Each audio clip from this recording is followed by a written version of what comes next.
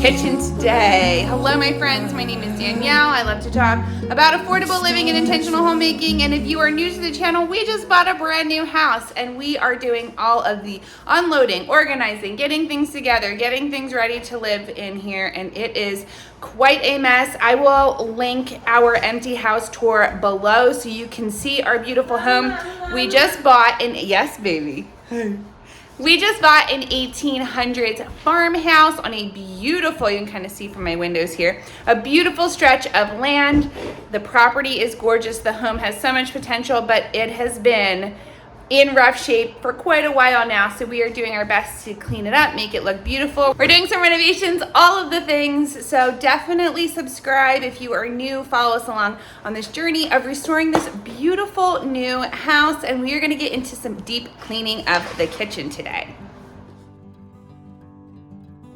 So the very first thing that I wanted to do once we got some items into the kitchen was actually unwrap this miniature couch. This had actually been, well, it was originally in our living room in our old house. And then when we got our wraparound couch, this moved upstairs to our bedroom. And we really loved it up there. Our new master bedroom is a lot smaller than our previous one. So we have since just left it in the kitchen, and it's kind of a nice landing space. I like it. But I had to start off this entire kitchen deep clean by coming through and scrubbing all of the countertops, the cabinets, the drawers. Everything was just filthy. And it took me, honestly, quite a while. I think it took me the better part of 2 weeks to go through and vacuum everything out, really deep clean the entire space, and to get all of the stains off. Some of the stains didn't actually come off even though I scrubbed for a really long time. There was a lot of grease on things. It was like I said, it was in rough shape. I'm fairly certain that the house didn't have anybody living in it for the better part of nearly 6 months before we moved in. So it was not abandoned, but a little bit left to its own devices for quite a bit of time. So coming through and vacuuming was the very first thing that I did to get anything that was left over, any sort of crumbs, residue, anything that I could find.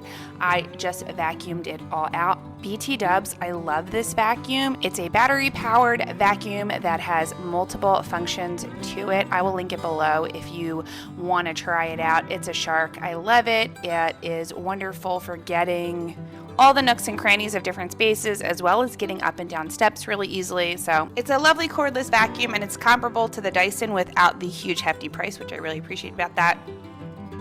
And then once I was done with vacuuming, I took Clorox wipes and I scrubbed out every drawer. I scrubbed out every cabinet, every surface, and even with using the wipes, a lot of the stains and grime didn't come out immediately. So then I had to go through a second time with a magic eraser. And this is sort of my little tip or trick that I love to do when it comes to working on anything that needs to be deep cleaned. I love using magic eraser. I think that it does some literal magic to these spaces. Things that I couldn't scrub out with soap and water or a Clorox wipe or anything like that immediately come out with the magic eraser. So I love using that. Definitely pro tip. And then once I had started working in our pantry, first of all, this gorgeously large pantry is probably one of my favorite parts of the kitchen. Yes, the windows are my actual favorite part, but we have this amazingly large pantry. So I took out the old flooring that was in there, and I found some peel and stick tile that they had left behind from another project, and I put that into the bottom of the pantry. It worked perfect. I deep cleaned the shelves. I put some nice wood wax on all of them, and then I started to fill up my pantry again. The next thing that I wanted to work on was my spice rack. How cool is this spice cabinet? I think this is probably one of the hidden gems of this kitchen, is this lovely drawer. It's directly next to the stove, so it makes it super handy when you are cooking, and you can put all of your spices up and down the rack on 2 different sides so you can see all of the names for everything. And then there's even more space for bigger objects on the shelves in the further back area. It's fantastic. And then I actually took out all of the shelves within the cabinets and I scrubbed those down as well. It was just easier to pull them out and really give them a nice deep clean scrub. Some of the stains, they were just there. This kitchen has been through a lot and I'm really working hard to update it, give it more life, just keep it clean. But for now, scrubbing everything really seemed to do a nice job on it. We put some extra metal brackets in under the shelves to give them a little bit more structure and strength to hold things up. And I'm really glad that I did that because there was a lot of weight that was making the shelves almost bow when we put our different kitchen items into them. So we did reinforce them with some new metal brackets. That was a lot better. And I really took time to get all of the grease and grime off of these cabinet doors and shelves.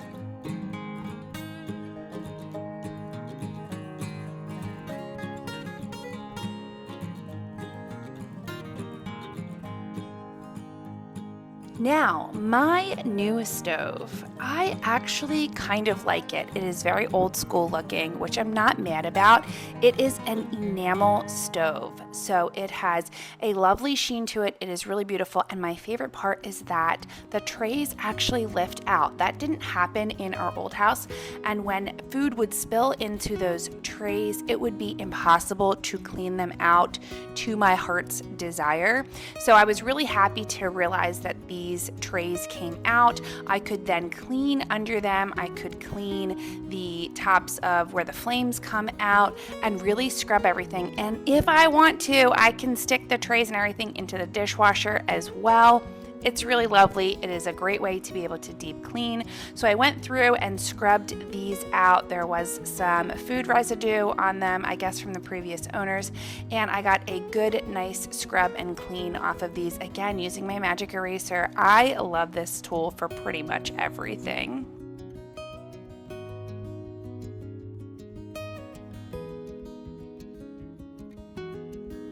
And this beautiful stove really shined up quite nicely.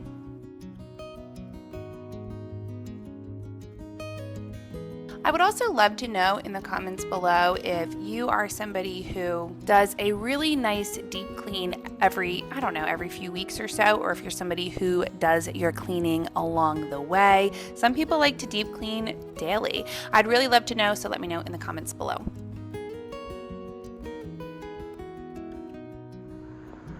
So this is kind of what we're working with. Now, to be fair, just a lot of stuff has been placed in here because we're getting the floors done currently. So there's nowhere else for it to go in the whole house. Originally, I was contemplating keeping this couch here. I think we're gonna move it up to the second floor underneath the stairwell window. I think that will be really nice with our bookcase. We'll have like a nice little reading nook there. So I think that's where she's gonna go. This bench is gonna go out into our hallway, closer to the front door, or maybe by the coat closet. I'm not totally sure yet, because that's where we like to put our shoes on. And then our dining table will eventually go here, or one of them. I think we're gonna do 2 dining tables, we'll see. But our eat-in kitchen table, I'll say, is gonna go there. But yeah, this is, she's looking rough. She's looking rough. So we are gonna start cleaning everything, organizing everything, putting everything away. This video might actually even be a 2-parter. I'm not totally sure yet, because man, it is rough. And even just like the regular kitchen stuff needs deep cleaning. This house sat kind of empty for a few months before we bought it. So no one has really been in here cleaning, taking care of it over the past several months. So there's cobwebs everywhere. You know, it just needs to be woken up, brought back to life. So I'm excited to start working on all of that. Oh my gosh, guys, this is why we bought this house. Look at that view. Isn't she stunning? My beautiful flowers that my husband bought me last week that are already dead. But yeah, everything looks so lovely outside. It's first thing in the morning. Let's get to cleaning. Okay, so one of the things that took me so long to get through the kitchen, I've actually been filming and editing and organizing this video for about a month now. Something that took me so long to do is we kept getting like different flows in and out of our kitchen the entire time. So when we first moved in, the very first day, we had a ton of stuff get dropped into the kitchen because we were getting the floors redone in every room but the kitchen. So the kitchen kind of became a holding space. And then I got all of that out, and then we got a new load of stuff that came in from our pods that we had in the front yard. I got all that unloaded, and then we had another load of stuff that came in from the pods that came in that were further back, and I got all of that unpacked and unloaded. Man, did it take me so long to get through cleaning and organizing this kitchen, but I'm really happy with how it is looking now. It's starting to feel more like home, and I'm so grateful for the space that we have in this kitchen. I don't know if you are new to my channel or not, but I will link a video that kind of has some footage of us in our kitchen previously. I loved that kitchen because we styled it exactly the way that we had wanted it. My husband and I, we painted everything beautifully.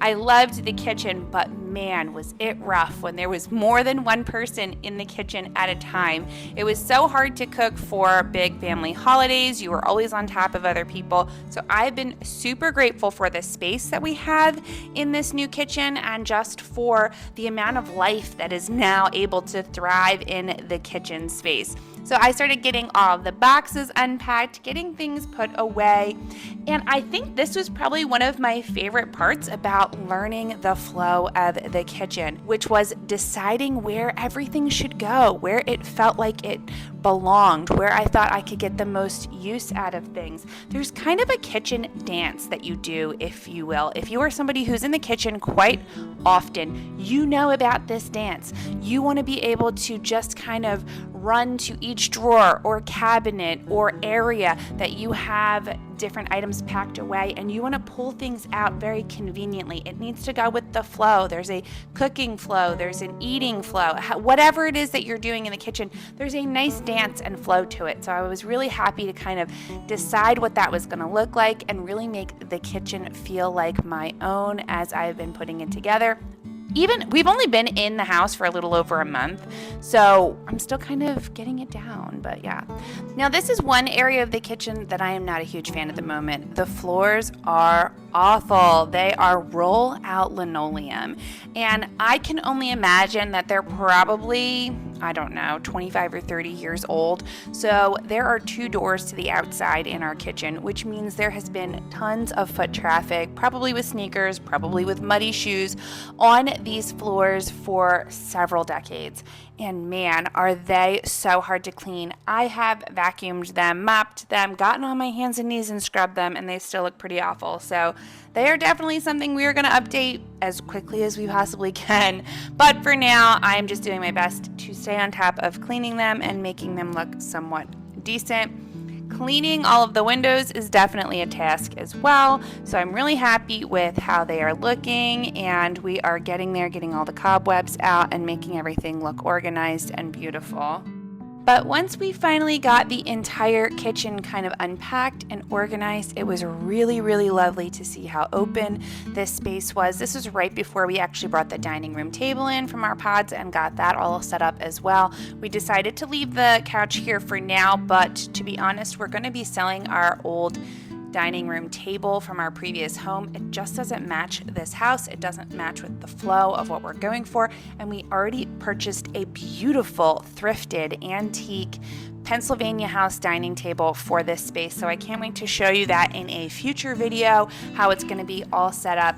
This is just sort of our organize the kitchen video, like deep clean it, set it up, organize it, make it functional. And then in the months to come, we are going to take some time to really make this kitchen more our own. We're going to paint the cabinets, get new countertops, and possibly do some sort of a middle grade floor for a temporary spot just to make it beautiful. Eventually down the line, we do want to renovate the entire kitchen, but that's going to be a couple years from now. So we're just going to make it beautiful and fun. I have some really lovely ideas for what I want to do to bring some design, style, life, decor to this kitchen in the future. So if you are someone who is new to my channel, please consider subscribing, because I'm going to have all of that in my future videos as we are just taking our time to transform this beautiful 1800s farmhouse.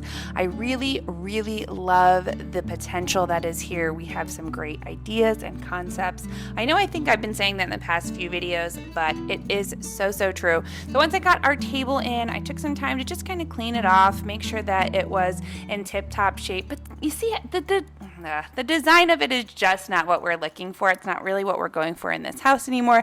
It is from the 90s and it feels very 90s in this space. And because the house was built in 1800, I want something that feels like it goes more with the age of the house and not so much a very specific generation and time period from the late 1900s. So weird to say 1800s, 1900s. Now we're in the 2000s. We're really far into the 2000s, almost a quarter way through. It's so crazy. But I have been really enjoying having an island. I've never had an island before. Well, we didn't have one in our previous house. I had one as a child growing up, but my husband and I did not have one in our previous house. And it's just a really nice landing space for snacks, doing some chopping of food at night, having some space to have a candle lit.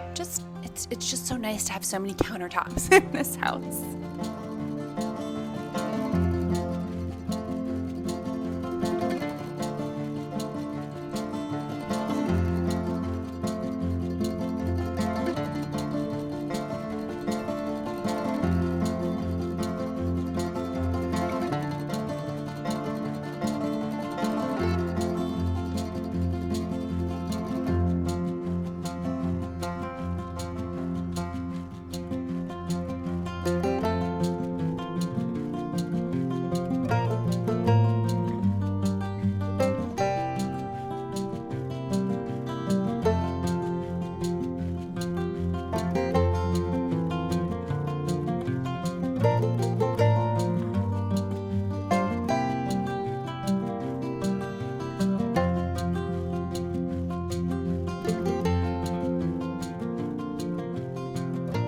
Now, I'm not actually showing you how I set up the entire kitchen with decor because honestly, this video would have been hours long if I filmed my entire process of getting things cleaned, organized, unpacked, put away, decorated, all of that kind of stuff. But my plan is in the near future, probably in another week or two, to actually redecorate the house for fall, and I will have that video coming out super duper soon so you can kind of see how we transition all of our items into fall decor. And I love decorating the kitchen for fall. I think that fall decorating is one of my most favorite things to do. Obviously next to Christmas decorating, but I think that it will look super duper lovely with all of my fall decor in it. This is our coffee bar. I love it. It's beautiful, it's spacious, and it works so well for our family.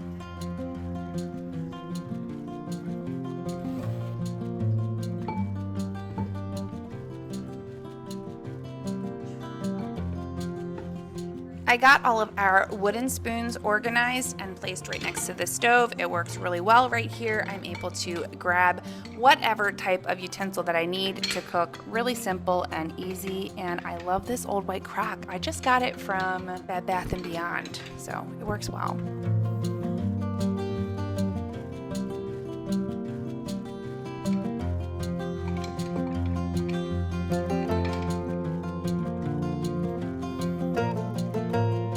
In the corner by my KitchenAid, I wanted to do some wall art. This is a really long white wall because the countertops are so long. We do want to do some sort of a fun like backsplash while we have this space. Nothing crazy, it probably won't even be tile, but we have a couple of fun ideas for this area. It's definitely needs some paint. Everything is just so white. It's really not it's really not giving me any sort of decorative vibe. So I love having the artwork there because it really adds a nice soft touch of color and design and doesn't make the back wall space look so stark.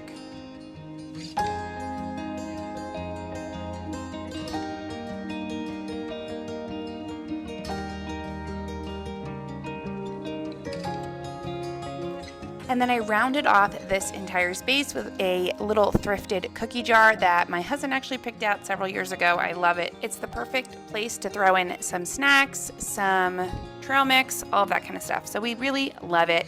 That is the entire kitchen sort of transformed, deep cleaned, and unpacked. I really hope that you guys enjoy this video. If you haven't caught my other videos yet showing you exactly how we've been transforming our 1800s farmhouse, I am going to link those below in the description so you can go check them out. Subscribe if you are brand new. I'm so grateful to have you here on this channel, to be on this journey with us, and I will see you guys in a brand new video next week. Have an amazing, amazing week, my friends. Bye.